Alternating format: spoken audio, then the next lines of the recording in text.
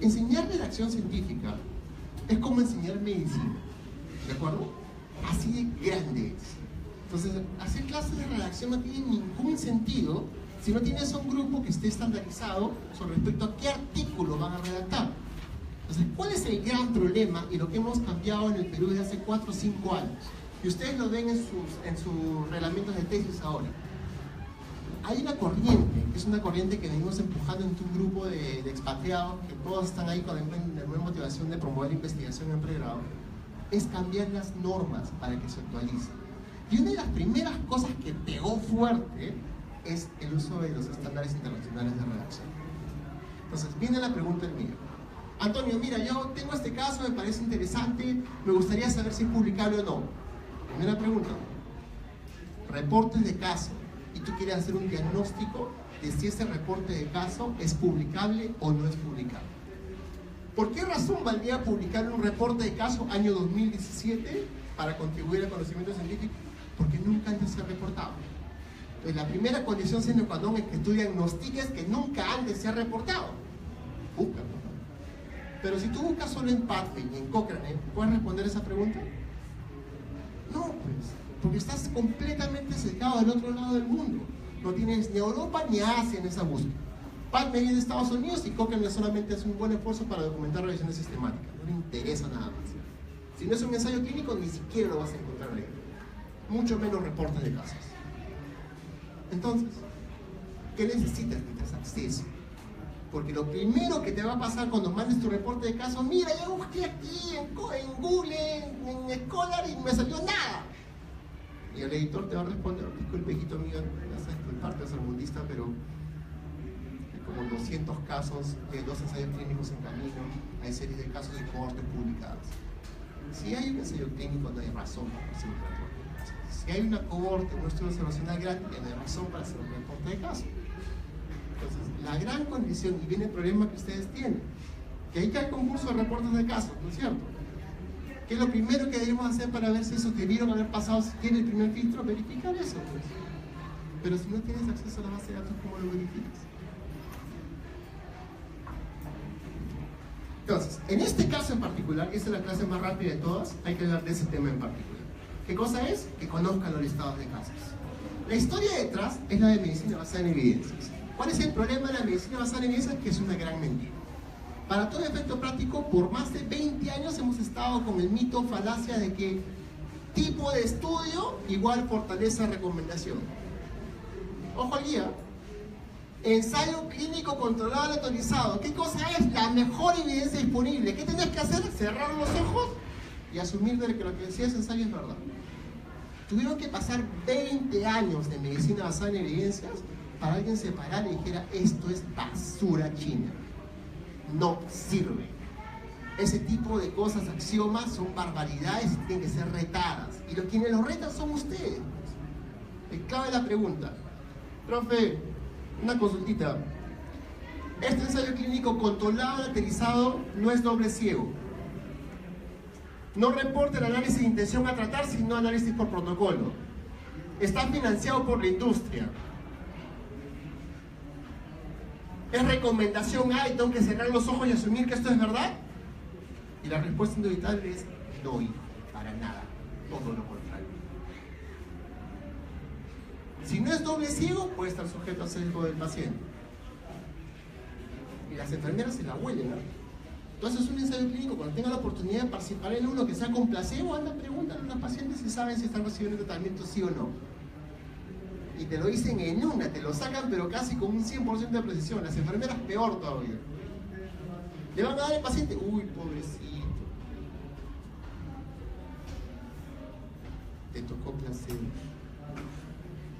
¿Por qué? Porque tiene diferentes texturas, porque meten la jeringa y ven la misma historia, porque huele distinto, porque el 95% de los pacientes de la primera no come y vomita, etcétera, etcétera. X razones. Para todo efecto práctico, el doble ciego es sumamente importante en un ensayo clínico. Y es uno de los criterios que mide la calidad del ensayo. ¡Ay, Antonio! Ya te entendí. Entonces, un ensayo clínico controlado, autorizado, sí y solo sí es de calidad, corresponde con la fortaleza de recomendación. Pero en todas sus clases de medicina basal y eso, ¿qué les muestran de inicio? La pirámide, ¿no? Chévere. Las puntitas son los metaanálisis, ensayo clínico controlados, diseño de cohortes, y al fondo, ¿qué cosa es? Reportes de casos o la opinión del experto, que es una clasificación que yo sé ya autorizada y ya no existe. ¿Pero qué tienen que hacer ustedes en particular? Lean, pues, ¿no? Pero básicamente la historia es esta. Año 2011 salió publicada la primera guía GRADE. Son 16 artículos. Cuando ustedes hayan internado, a ustedes les van a pedir que hagan búsquedas. Y un criterio que ya no vamos a poder omitir es cómo clasificar la evidencia según la calidad de la evidencia. No es fácil, pero un humilde estudio observacional puede tener mejor grado de mejor fortaleza de recomendación que un ensayo clínico, si se cumplen los criterios dados. La típica historia de los médicos, ¿no? Sale una discusión, tienen que llegar a consenso, los gringos sacan una, los europeos hacen otra, si la cosa pega o funciona, se unen y sacan una modificada. Esa es la historia de la guía Consor. ¿Ok? Esta guía Consor fue actualizada en 2001. Súper complicada, pedían flujograma, pedían que fuera, sacaron la versión 2010, pero para entonces ya habían estandarizado todos los demás diseños de estudio. Hasta los protocolos de investigación tienen guía estandarizada para redacción. Cuando tú hagas tu tesis que tienes que imprimir y tener al costado, la guía internacional de cómo se redactan proyectos de investigación. ¿Todos la tienen ahorita? No. Entonces, pues sí. ¿Cuál es? Pues es la pregunta más importante. Ojo al guía. Si ustedes entran a la página Consor, van a ver las extensiones. Y una de esas extensiones, cómo escribir resúmenes para congreso. Todos ustedes, la gran mayoría, han mandado para este congreso. ¿Cuántos de ustedes han chequeado esa guía para hacer la lista de chequeo y verificar que su abstract está bien escrito?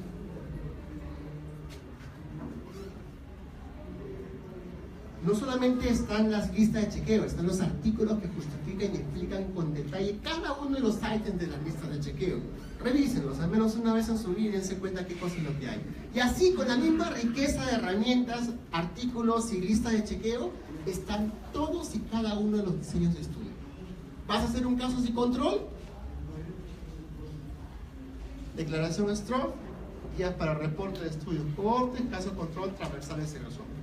Tarea para la casa, entra a www.stroffstatement.org y cómete con tenedor y cuchillo la guía de recomendación de redacción de esos diseños, que es básicamente el 90 y pico % de los estudios que van a hacer el resto de su carrera.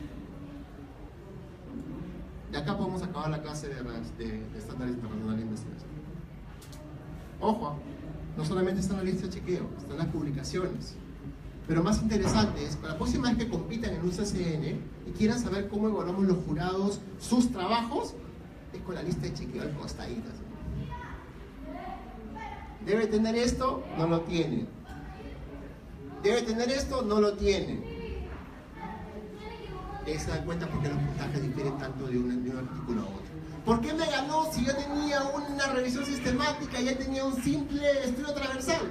¿Por qué lo redactó de acuerdo a la guía, pues? La guía decía 20 ítems, tú lees el artículo y están los 20 ítems. Tu super articulazo casi ensayo clínico, solo tenía 10 o 11.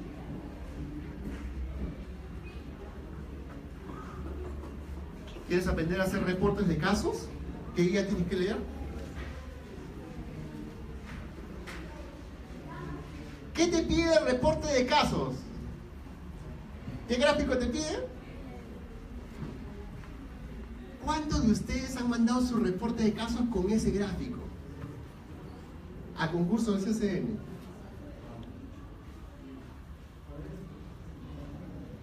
Y te costó, ¿ah? Porque hicimos como 5 versiones de ese bendito gráfico. En fin, evaluaciones económicas, estudios en animales, mejora de calidad, para todo tipo. ¿Okay? Quédate con esta idea. Ojo, que es la idea que va a cambiar tu redacción científica. Si tú quieres aprender cómo redactar un artículo de investigación, lo primero que tienes que hacer es comerte con tenedor y cuchillo la guía internacional de cómo se redactan ese tipo de artículos. ¿Quiénes son invitados a elaborar esas guías? Los editores de las revistas, pues, papá. Entonces, cuando el editor va a revisar tu artículo que tú le mandas desde Perulandia, lo primero que va a hacer es, te va a tachar, ¿eh? Etiqueta, pum, clasificación tercermundista. ¿Qué cosa es un buen tercermundista? No tienen ni idea que existe una guía internacional de redacción. Tú le demuestras, es más, se lo pones en el correo de envío, mira, ojo al día, le pones en el correo de envío de tu artículo siguiendo las pautas de la guía de recomendación Stroh. Así, chiquitito, de cajón, toma. Y te van a mirar con otro ojo tu artículo. Le vas a quitar esa etiqueta, te vas a sacudir esa tara y vas a hacer que el revisor mire tu artículo con otros ojos. Con los ojos de quien realmente te va a dar chance de que te publique. Ese es el Stroh Step. Y lo hemos resaltado por varias razones. Porque acá hay un montón de herramientas. No solamente son checklists, son varios. Y no solo hay los checklists, hay los ejemplos de la versión antes y después de editar el artículo de manera que cumpla con el checklist. Y ese es uno de los ejercicios que hacemos en los talleres de redacción que yo edito. Les doy un ejemplo, cualquiera, les doy el checklist y lo editamos juntos. De un artículo publicado, empezando por el abstract. Te doy un abstract de un ensayo clínico publicado en BMJ y te pongo la lista de chequeo al costado. Y contigo me pongo a escribir. Oye, la guía dice que debería tener esto, ¿qué lo agregamos? Me falta caracteres, borramos lo que no te pide. Y al final produces un mejor abstract de que ya está publicado solamente porque te das cuenta que la lista de chequeo tiene un sentido y un fin. Ayuda a economizar, ayuda a hablar de manera más clara y precisa.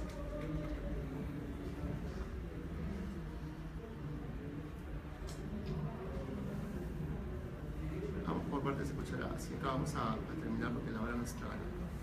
¿Hasta qué hora es esto? Son las...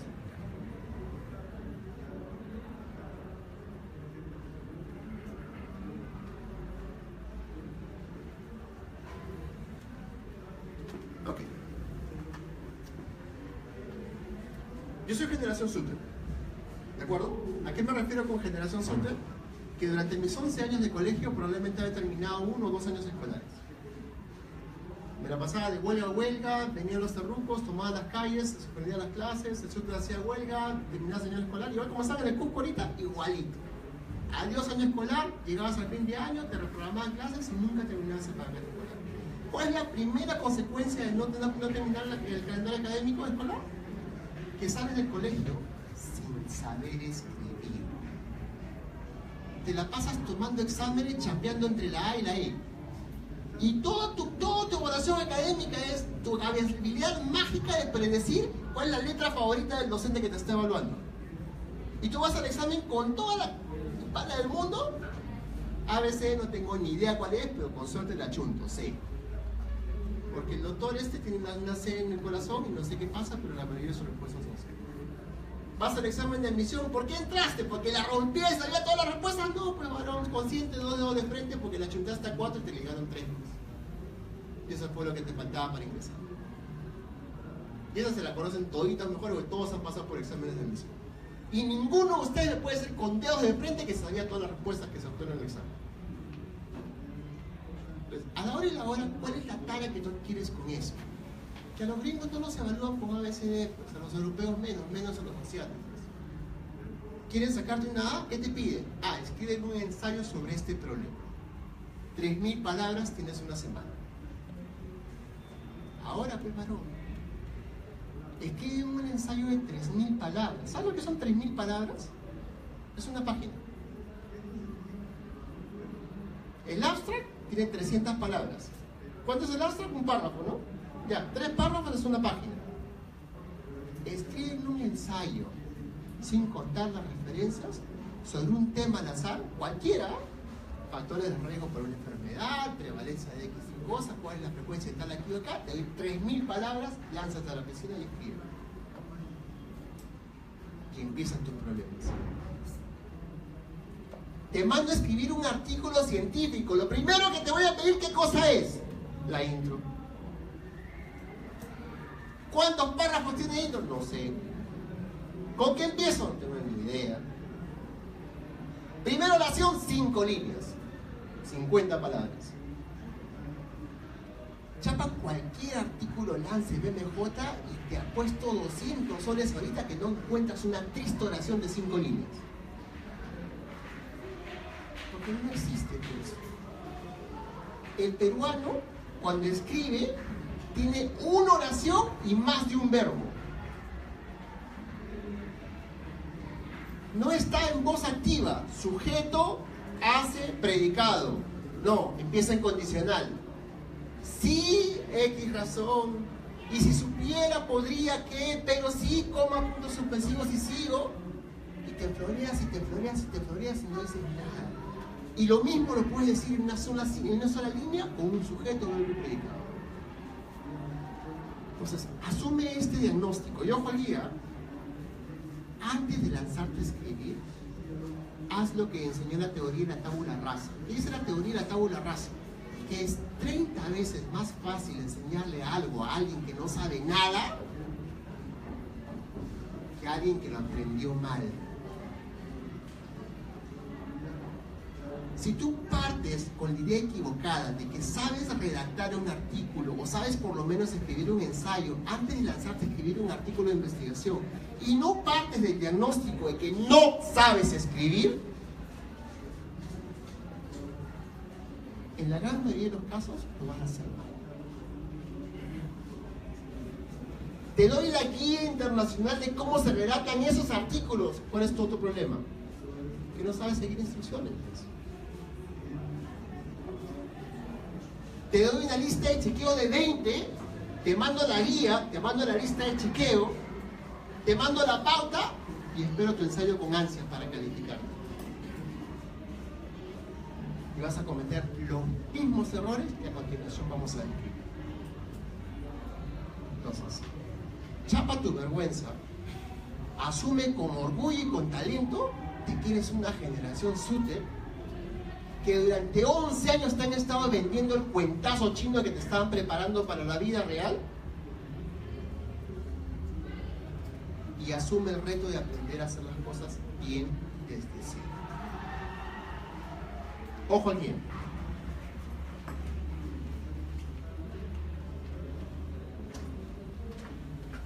¿Qué cosa implica redactar bien?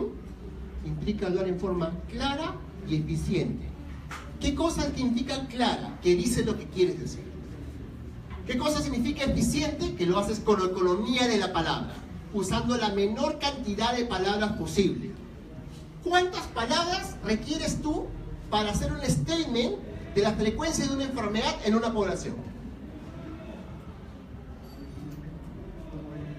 El estimado de la prevalencia de la diabetes mellitus tipo 2 en un país en desarrollo como el Perú es del 5% en la población socioeconómicamente alta, 30% en la media y no sé cuánto por ciento en la baja. Lo traduces al inglés y comienzas a hacer economía de la palabra. Y termina toda esa frase de 5 líneas. La prevalencia estimada en el Perú es del 25%, punto, se queda en 2017.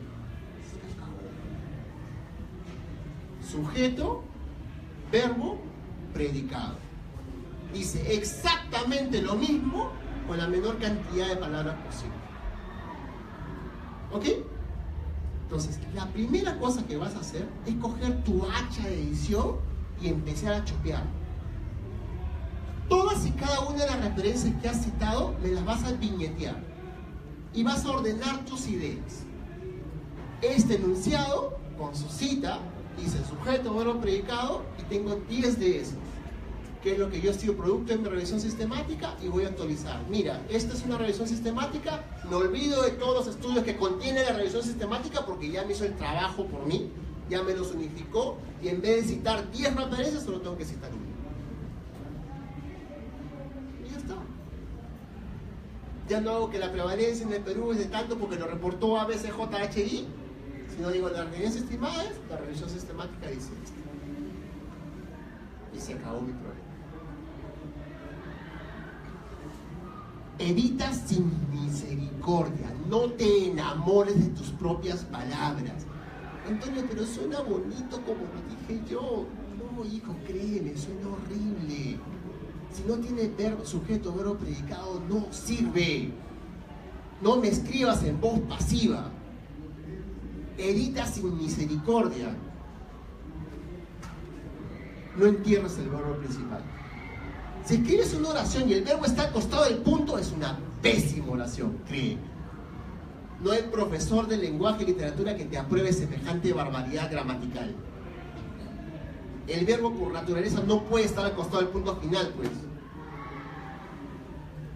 Nuevamente, estoy siendo bien cargoso al respecto. Cuando leas sus trabajos, pueden encontrar en cada oración sujeto, verbo, predicado. No se jergues. Antonio, pero mira, ¿sabes qué? Yo estoy investigando esta enfermedad. Esta enfermedad se llama hipertensión. ¿Se llama hipertensión? Tiene nombre y apellido, hipertensión arterial. Estás usando hipertensión arterial 200 veces. Es un acrónimo, pues. ¿Cuál es su acrónimo?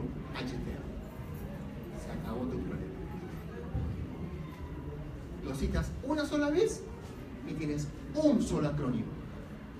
Te vas al otro extremo. Te vas al otro extremo y es tan fea la cosa que en la primera página de tu artículo tienes que colocar listado de abreviaturas en la primera tabla.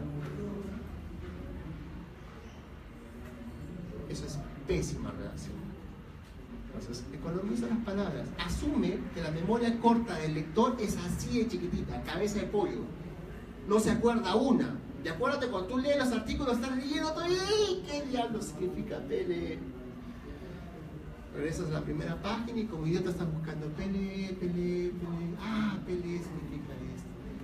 No lo puedes haber llamado así, desgraciado. Te vas hasta el final y recién entiendes lo que estás leyendo. Esa es exactamente la razón por la cual no debes usar acrónimos. O limitar el uso de acrónimos a que sea la excepción y no la regla. Antonio, pero digo esta palabra solo 3 veces. No seas acrónimo, papá, suficiente con eso. Si dice hipertensión arterial 2 o 3 veces en un artículo, ¿para qué vas a usar un acrónimo? No, es que es popular, todos lo conocen. No, chacha. Asume, y viene el filtro de la mamá, una cosa que yo hago con mis artículos antes de enviarlo. Hijita, linda, chachera, te invito a comer. Léelo, pues. A ver si lo entiendes. Porque si un artículo lo lee alguien que no conoce el tema y no entiende ni jota, ¿de quién cree que es la culpa? ¿De quien lo lee o quien lo escribió? Es tu culpa. Entonces, pasa el filtro naif, coge a un oye, estoy escribiendo un artículo de pediatría, mándaselo al traumatólogo, pues. Y que el traumatólogo lo lea. Oye, chocera, mira, ¿sabes qué? Háblame simple, ¿por qué me hablas en complicado? No, que la cosa es así, ponlo así. No me florees. Entonces, trata de pasar el filtro de aquel lector que no conoce el tema. No te hagas un desfavor, no te hagas un despropósito mandándoselo al experto temático. Ah, qué fácil, pues, ¿no? Él lee las palabras que hasta ni están escritas. Porque el tema le es muy familiar. Pero si es un investigador publicado, cuya opinión tú valoras, que no conoce ni niche del tema, con mayor razón para que se lo envíes a él. Y no escatimes, ¿ah? Nunca mandes a publicar. Ah, esta es una regla de oro. Y quédense con este mensaje, si es que es uno de los pocos mensajes que se van a llevar. Jamás de los jamases. Nunca, jamás me mandes cualquier barbaridad que escribas en su primer trato. Nunca. Pero así, nunca renunca. Antonio, pero el deadline es este, mira, mi enamorada se va a casar tal día, el otro va a ser el otro, la fiesta, el matrimonio, lo que quiera. El sábado en la noche antes de las 11:59, de las 2 estás así zen. Nunca. Si realmente valoras tu reputación y tu orgullo, jamás hagas eso. En Perú te lo pasan piola, ¿ya? Acá la andas a la afuera. ¿Tú crees que te van a perdonar semejante barbaridad de que tú termines el trabajo y lo mandes en el último minuto? ¿Y crees o asumes que realmente no se van a dar cuenta? Cuando si en escribir en español jamás aprendiste menos, recién has aprendido a volar a escribir en inglés. Rochezazo de tu vida. Y los griegos son muy polares, ¿sabes? No te corrigen gramatical, simplemente te dicen no te entendí. No es que tenga errores o errores gramaticales, no, eso les importa muy poco porque ellos asumen de que tú eres una persona que no habla inglés nativo. Eso no es el pecado. El pecado es que no sepas hablar. El pecado es que hables en complicado cuando tienes que hablar en simple. Viene el paciente a tu consultorio y le vas a hablar en términos técnicos. Señora, su diagnóstico es diabetes mellitus tipo 1, mira, tiene un hipoglucemiento oral, tiene que tomarlo mañana, tarde, noche, antes y después de las comidas, si puede hacer esto y lo que me quiere, haga dieta y ejercicio. ¿Qué crees que te va a decir la paciente cuando te escucha hablar así? Segunda opinión, sale al consultorio y te manda a volar, pero en una mozona del dedo medio. Háblale bonito, háblale como gente, háblale en términos simples y coloquiales, hazle en términos que te entiendan. Señor, usted tiene un problema de azúcar. La capacidad que usted tiene para metabolizar el azúcar, para poder comerla y digerirla, no es la misma que la otra persona. Requerimos usted un tratamiento. Este tratamiento tiene el problema de que requiere que usted lo tome regularmente. Y si no lo toma, se puede complicar. La misma historia dicho en formas términos directos y coloquiales, sin ningún tecnicismo y de manera clara y precisa. Si tú aprendes a hablar así, vas a ser un buen médico, tus pacientes te van a apreciar.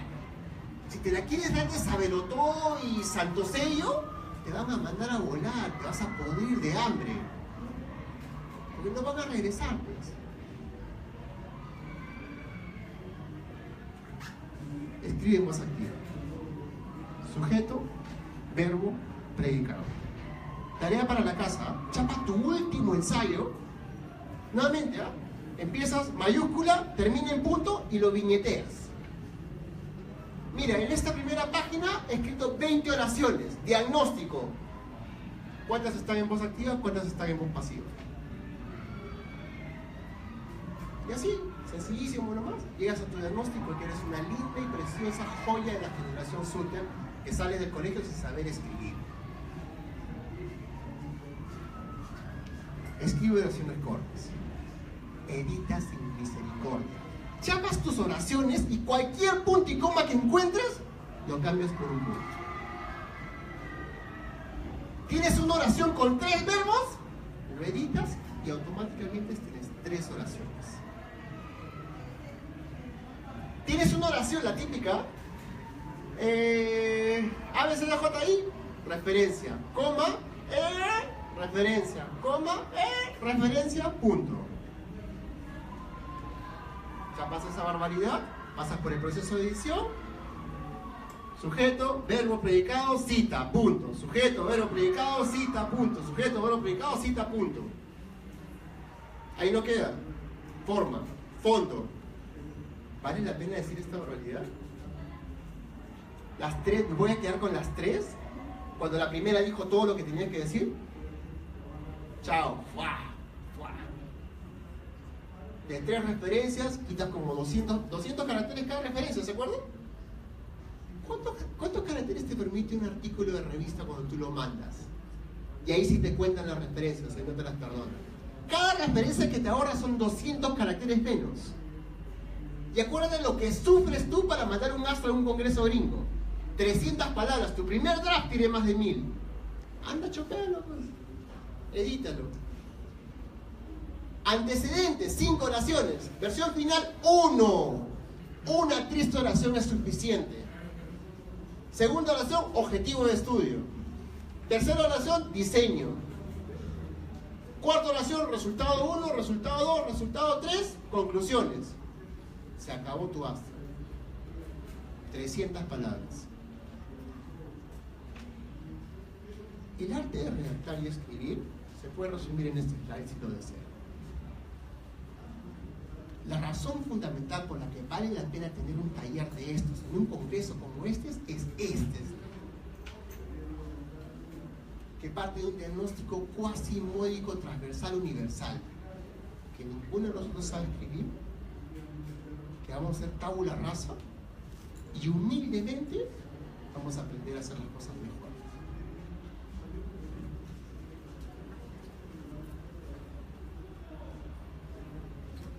Consideraciones utilitarias. Ojo, no escribas solo.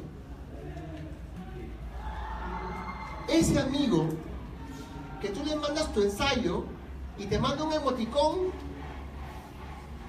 bórralo de tu lista de amigos, elimínalo del Facebook, del Twitter y del Messenger si quieres. Escúpele en la cara cuando te lo cruces. pues no te está haciendo un favor. Te está mandando a rodar, mandándote el dedo en medio. Ese pata que se gasta, tu brother, tu hincha, ese que te ha sufrido 7 años de carrera, con la que la has sufrido, lanzadas con lágrimas, sudor y lágrimas, y se gasta 2 lapiceros rojos para corregirte, a ese pata invítalo a chupar el día de tu cumpleaños. Ese es el que vale. Esto no suena bien. Sujeto, verbo, predicado. Punto. Esta oración tiene más de 2 verbos, partémoslo en 2. Esta oración tiene 3 citas. ¿Cuál de las 3 vale? ¿Cuál es la que realmente utilizaste? Esta es la que sirve. No pasó de la primera página, se gastó un lapicero rojo. Ese es tu amigo, ese es tu causa, ese es tu brother, ese es el que vale la pena que te corrija las cosas. Porque tiene precio, pues. Te está regalando algo que nunca se lo vas a devolver. No importa en qué forma, su tiempo. El tiempo no se recupera. Organiza tus referencias y úsame un gestor de referencias. Pero no es por usarlo por utilizar. Ya hemos llegado a qué cosa? A todas y cada una de las razones por las cuales realmente vale la pena. Porque es una herramienta para prevenir el plagio. Porque es una herramienta que otorga autorías, que reconoce autorías de otros. Porque es una herramienta que te permite ¿qué cosa? Mejorar y actualizar las cosas. Entonces, esta recomendación de acá no tomen a la ligera. No es hacer un porquería porque tengan bonito su computadora y rara vez lo abran. No, eso no se trata. Sino que aprendan a utilizar la herramienta y la utilicen religiosamente. Y acuérdate que lo que dijo el tío de Peter Parker a Peter Parker: todo gran poder implica una gran responsabilidad. Si yo tengo una bomba atómica como esta y no te enseño a usarla, no te estoy haciendo ningún favor. Te estoy invitando a que plagies miserablemente. Esa no es la idea. Si yo te doy una herramienta que es un gestor de referencia que facilita y potencia la N, tu capacidad de poner referencias por poner, y no te educo en plagio y te explico todo esto con todo el rigor del hecho de lo que eso implica, ¿te estoy haciendo un favor? ¿O te estoy condenado a que pierdas su título de la cuña? Entonces, ojo guía. Cuando reciban clases de este tipo en la cual te enseño un software, te enseño una herramienta que es lo máximo, y no lo hago bien, no te estoy haciendo ningún favor. Todo lo contrario, te estoy metiendo en problemas. Sí, por favor. Le van a entregar una copia del syllabus porque ahí están todos los que son las citas y todo lo que es el material adicional. Guarda copia. Un consejo de conejo. Miren, el primer paper gringo que yo escribí como primer autor empezó humildemente con la versión 1 y terminó con la versión 52. Y yo juraba que mi supervisor me odiaba. Le inventaba su ascendencia y su descendencia como no tienes idea cada vez que me regresaba una versión del artículo corregido. Pero para todo efecto práctico, eso no es nada comparado con lo que otros revisores hacen. Hay artículos que son muy buenos que llegan a la versión 100, sin ningún problema, 2-3 años editándose, porque vale la pena. Y cada edición garantiza que la versión previa es mejor que la anterior. No necesariamente, pero en general, si comparas la 1 con la 52, créeme que hay una diferencia entre el día y la noche. Entonces, para todo efecto práctico, guarda copias y conviértete en alguien que no es un idiota. ¿Cuál es la definición de idiota? Hacer lo mismo 2 veces esperando resultados distintos. Esa es la definición de idiota. Entonces, cometer 2 veces el mismo error es comportarse como un idiota. No sean idiotas. Aprendan de sus errores. ¿Cómo haces tú para aprender de tus errores? Los coleccionas, pues. Haces lo que hace Beto Ortiz. ¿Qué te cuenta Beto Ortiz en sus artículos? Soy coleccionista de palabras. Cada vez que encuentro una expresión bonita, lo cojo en un post-it y la pego en mi oficina. Y todas sus oficinas están empapeladas de post-its. Porque son expresiones que dejas al pueblo y te sirven, si eres un escritor, las vas a poder reciclar y utilizar. En el caso de un estudiante, su misión es aprender de sus errores. Es más, debes hacer algo más inteligente todavía. ¿Qué cosa es? Aprender de los errores de los demás. Entonces, para todo efecto práctico, para empezar, conviértete en un coleccionista de errores. Yo tengo unos files hermosos de todas las burradas que jamás he escrito en inglés. Oye, esto no se escribe así, lo guardo en mi bitácora de errores, y cada vez que chequeo un documento que yo escriba, chapo mi bitácora de errores y comienzo a corregir. Ah, uy, otra vez, se me olvidé, y lo corriges. Y si tienes 2000 errores que cotejar, de mayor facilidad para corregir tu inglés. Pues la versión que vas a producir va a ser mucho mejor y de mejor calidad. Pues haz lo mismo con tus errores ortográficos en español. ¿Quieres aprender a escribir? Colecciona tus propios errores. ¿La quieres hacer más chévere? Júntate en tu grupo, haz un documento común y colecciona los errores también de los demás. Y aprende, supérate. ¿Lo quieres en términos coloquiales? Hazte un super saiyajin si quieres. Aprende de ti mismo, crece, desarrolla. La palabra correcta es cultívate. Y usa las herramientas, ¿sabes? Ahora, ya la verdad que hay unas cosas que estoy desarrollando, es una cuestión que es un protocolo de mentor. Ahora, mentoring en Ingolandia te dan los software, te dan las herramientas, tienes gestores de programas para hacer manejo de proyectos, tienes que manejar OneNote, etcétera, etcétera. Vienes a Perú y te encuentras con que no hay forma, pues, maestro. ¿Cómo hago materialización de proyectos si todos no manejamos el software de gestión de proyectos? Como idiotas, 3 meses llevando cursos de cómo manejar el software y cuando llego a Perú no lo puedo utilizar porque la licencia no se puede piratear. Ni siquiera que no se puede enseñar este bien traca de piratear el software. Para todo efecto práctico hay herramientas para todo y hay equivalentes. Entonces, ¿cuál es el combo de herramientas que yo utilizo en la práctica para hacer mentoring? Discos virtuales, Dropbox. Funciona mejor que OneDrive, que todo. ¿Por qué? Porque se actualiza inmediatamente. Conectividad. ¿Qué es Skype, Hangouts, tonterías? Facebook Messenger. No hay nada mejor que funcione en Perú y en provincias que Facebook Messenger. Hacen una llamada con Skype, con Cusco y Quito, la llamada en Skype nunca termina porque se cuelga aquí, se cuelga allá, desaparece uno, desaparece el otro, un desastre total. Facebook Messenger funciona lindo en todas las regiones del Perú. Por ahí que se corta lo recuperas, pero lo lindo es que tienes el Messenger, el chat. La gente puede participar de manera remota texteando nada más si no tiene una buena conexión. Es como un texto de correo, no tiene problemas de fluidez. Funciona lindo, es más, puedes compartir. Ya, si quieres hacer la marcenada de compartir tu monitor, porque quieres ver cómo tú estás editando el documento de todos, Hangouts, compartes tu pantalla, regio por el mundo. Pero una vez que sales de eso, sin problema de compatibilidad, al final no funciona también como Facebook Messenger.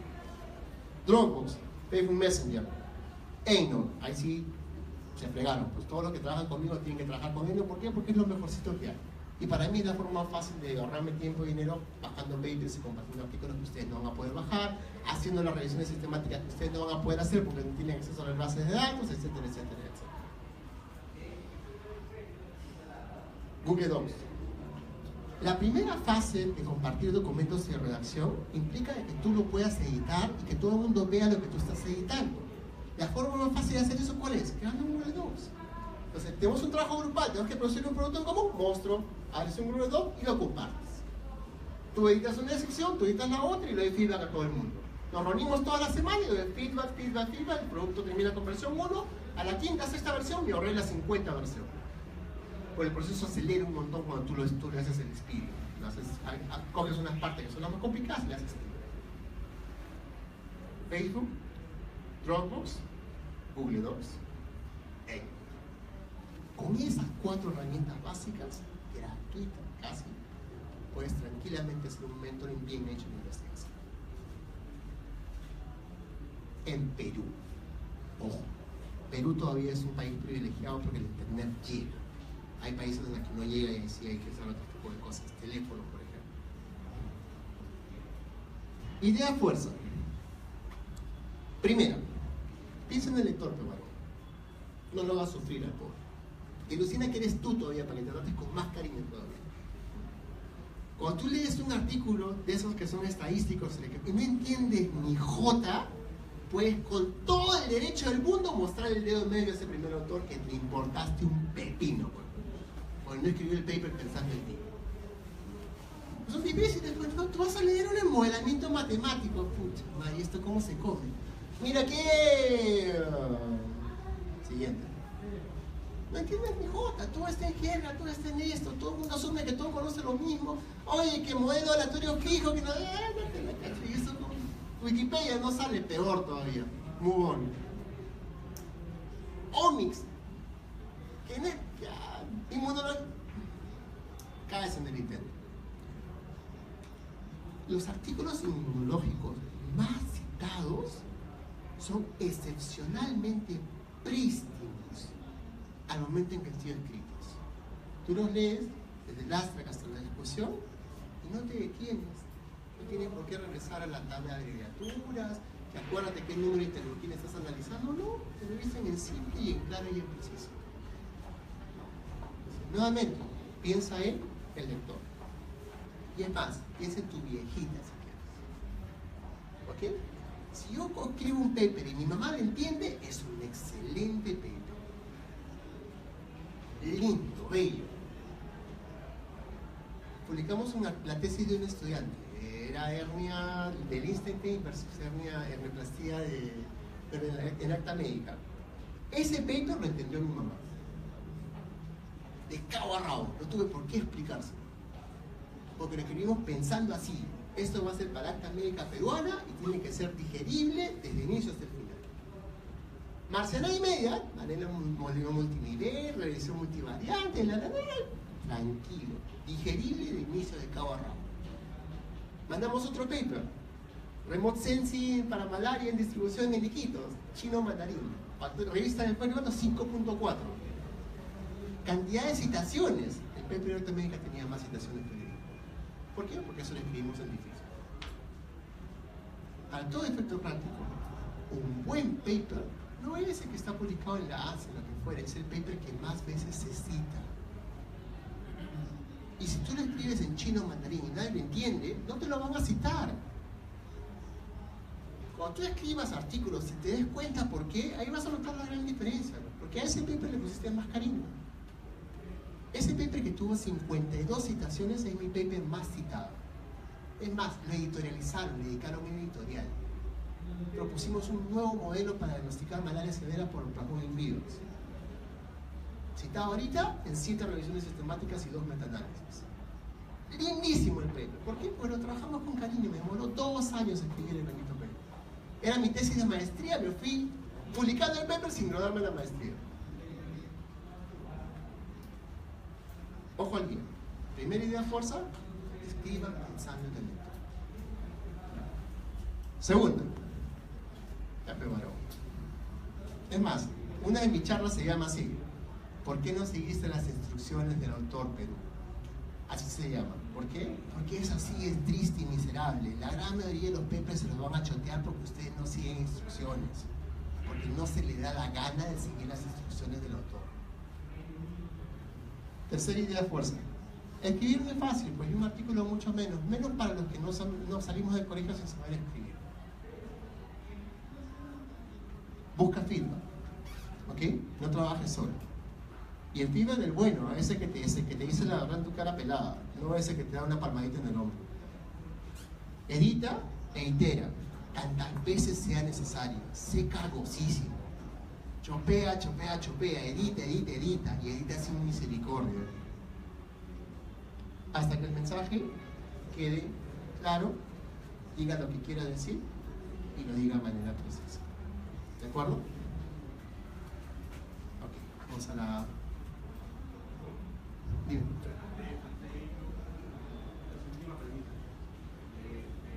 Poder evitar hay revistas que definitivamente cuentan o consideran la cantidad de caracteres del artículo, o es principalmente la calidad de la artículo. Yo tengo un chiste, una diapositiva que uso en mis presentaciones, en la que sale el autor colgando de una viga y abajo hay 3 peces, todos chiquititos y un tiburonazo. Revisor 1, revisor 2, revisor 3. Cuando tú mandas tu artículo, te lo revisan un comité de 3 revisores, escogidos por experticia temática entre el pool de editores de revisores de la revista. De esos 3, con seguridad, uno es un calichín como tú que publicó un artículo y lo volvieron a invitar para citar, y el pata emocionado empieza a editar tu artículo y comete errores infantiles. como el que cometemos todos cuando nos invitan a editar artículos por primera vez. Te emocionas, ¿no? Y dices, oye, qué chévere, mira, ¿sabes qué? Corrige esto, corrige lo otro, y te muerdes el no, pues. Los primeros artículos que vas a reeditar, el 50% los vas a aprobar, condicionado a que haga correcciones. Ese artículo le llega a un editor senior, lo huele, tu pata no sigue los artículos a vector, mira la revisión, no citaba los artículos importantes, le baja el dedo y en 2 líneas te dice ese artículo no es relevante, y no tiene ningún temor en chotear artículos. Los revisores juniors se esmeran, ¿no? Te mandan 2 páginas de ediciones y dicen, no, pero corrige esto, tiene chance, es un artículo relevante, la data está bonita, ha sido mal analizada, pero no importa, los gráficos no cumplen la función, hay que cambiarlos, pero no importa, la tabla deberíamos hacer 4 tablas mayores, desbordar la tabla que has publicado, pero sí, en revisiones mayores. Y lo vas a notar. Cuando a ti te llega el feedback de los revisores, vas a ver un textazo de 1 página y media, 1 página, 2 líneas. El de 2 líneas te dijo no de arranque. Y dependiendo si tienes suerte y son 2 junior o 1 senior, porque normalmente el editor también pesa. El editor cuando filtra tu artículo y lo selecciona ya emite una opinión. Y ya tiene a priori qué cosa va a pasar. Y todo depende, pues hay conflictos de intereses, hay cosas muy serias. Pero para todo efecto práctico, toma en consideración todo y toma una decisión. Sigue, sigue. Justo hoy día, en la mañana, antes de venir el primer tema, me llegó la revisión de acta mediática mexicana. Ya. Y sí, o sea, definitivamente me han dado con palo en el segundo filtro, ¿no? Entonces, lo bueno, lo interesante es de que incluso me han hecho correcciones hasta de una S que se me escapó, o de un punto que me faltó. Pero ahora, con relación a esto,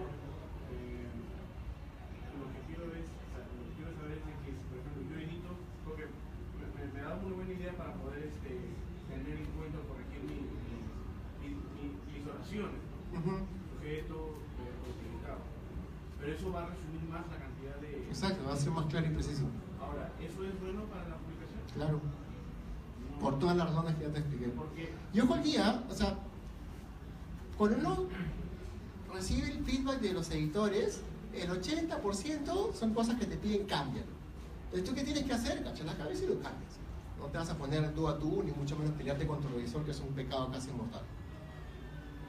Pero hay la carnecita, pues no ese pata que te mete la cuestión arteria y te dice, oye, ¿sabes qué? Mira, en tu análisis no has considerado tal confusor y yo creo que por la ausencia de ese confusor, ya que no lo has medido, tu análisis es incompleto y no es válido.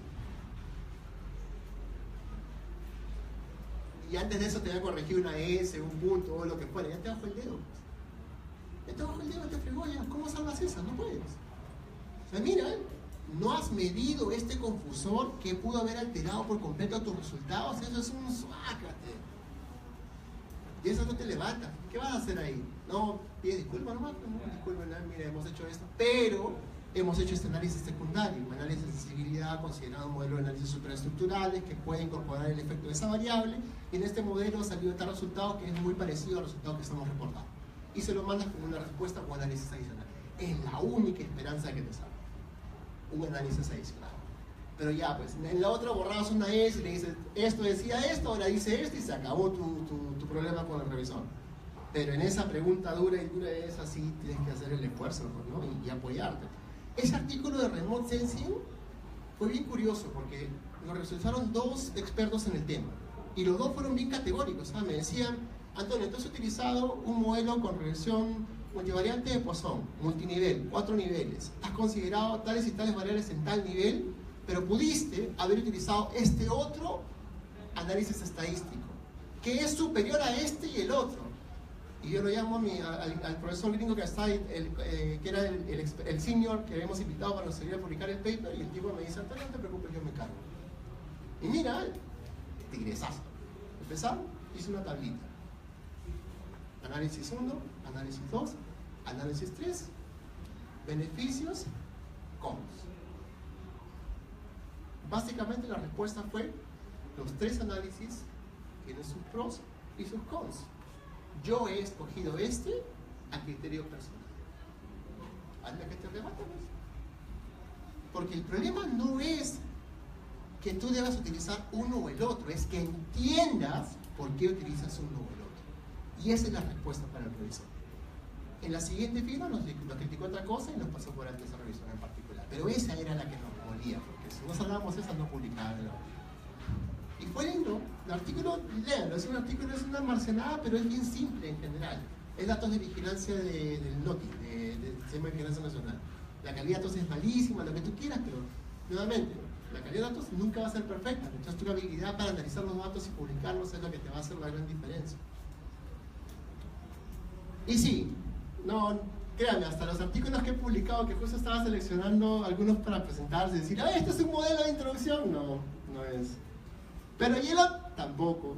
Ya, madre, ¿y ahora qué hago? Que son artículos que tú has ganado experiencias en los últimos 10 años, pues. Mis 2, 3 primeros artículos, uno de ellos vale la pena citarlo, porque es un artículo lindo y causó un escándalo terrible. Era la tasa de cesáreas en 7 hospitales de Lima. Lo mandamos a la revista de la Sociedad Higiénico-Obstetricia y nos lo vetaron. Sin rocha, decíamos, ¿sabes qué? Los 7 hospitales, los 7 están volando por encima de las tasas de recomendación de cesáreas aceptadas mundialmente. La OMS dice 15% y el promedio todos son 40-30%. Hay hospitales que están haciendo barbaridad y media, donde más del 50% de las gestantes dan parto por cesárea y no hay ninguna justificación para eso. Nos lo vetaron, no lo quisieron publicar. Lo mandamos, el revisor decía, bla, bla, bla, hay cosas, pero sí, de las más jaladas de los cabellos, ¿ya? Desde no me gusta tu artículo hasta cosas como que esto de acá representa un atentado contra la profesión del ginecostet y bla, bla, bla, bla, bla, y florazo. ¿Qué hicimos nosotros? Muchísimas gracias, vamos a publicar una revista de más impacto. Y como era un escándalo local, lo mandamos a la revista Iglesia. Y no solo eso, estábamos publicando la siguiente, que era la tasa de fracturas de clavículas en niños recién nacidos a consecuencia de que tienen tasas de cesáreas altas. Del caso los mandamos a la revista de Sociedad de Clínicos. Lo pensaron 2 veces, sí lo publicaron. Y esto, línea de investigación. Reportábamos el primer caso de una intervención que bajó el 80% la tasa de cesáreas en un año. Excepcional, nadie le prestó atención al detalle. ¿Por qué? Porque lo escribimos mal. O sea, imagínate, eran casos de cesáreas, de los 7 hospitales, los 7 estaban aumentando. Y uno de ellos, el Hospital Santa Rosa, tenía bien bajo. Y la tasa dividida daba una reducción del 80%. O sea, ponte a pensar, política de salud pública. ¿Qué cosas puedes tú cambiar de un año a otro y bajar un indicador que está volando por los cielos y bajarlo un 80%? Lo extraordinario de esa intervención. Pero cuando lo publicamos, era un dato anecdótico, no era un dato central. Tranquilamente ahora puedes reescribir ese paper, traducirlo al inglés y publicarlo en la revista más top gringa de ginecobstetricia. Solamente reportando ese caso exitoso de un cambio de una política intencionada de modificación de un indicador tan importante como ese. Pero pichón, bueno, está en mis primeros artículos, no tienen ni idea. Vas ganando experiencia por más redactando. Ok,